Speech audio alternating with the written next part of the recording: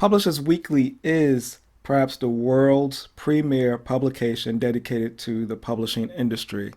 It's a magazine that's produced once a week, and I use it to learn about new books so that I can share it on my website, aalbc.com.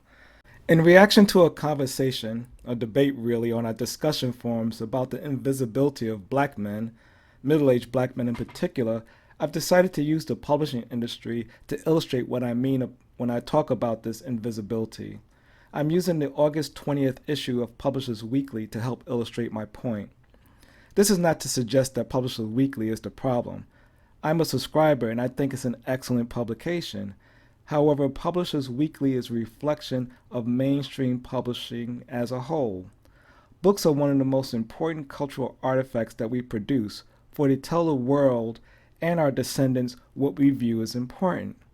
The absence of novels that tell the stories of middle-aged black men are largely non-existent today. Some will argue that black men don't read and therefore there's no market for these books. I argue that the dearth of novels which speak to the black middle-aged experience is actually the problem. Besides, avid readers enjoy books across gender and culture. In other words, middle-aged black men should not be the only target audience for these books. As I flip through the pages of PW, you'll see information on books spanning a wide variety of genres. There are reviews, bestsellers lists, industry-related articles, even the advertisements are important.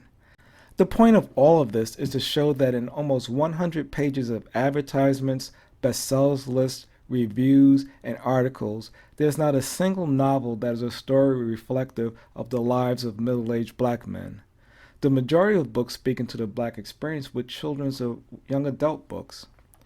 One can reasonably come to the conclusion that the middle-aged black male story is unimportant, uninteresting, and unworthy of telling, given the complete absence of coverage in the premier book industry trade publication. Now, it's possible I may have missed a book or two. I'm human. But even if I missed 5 books, that would still be a woefully inadequate representation. Again, this is not a problem with PW or even mainstream publishing. It's a problem that is reflective of a culture which marginalizes black men. This is what I mean by invisibility. Black men are not just athletes, entertainers, victims of racism, or criminals. We have complex relationships with family and friends. We have loves and losses. We have accomplishments and failures, hopes and dreams. Are these novels not worthy of publishing or reading?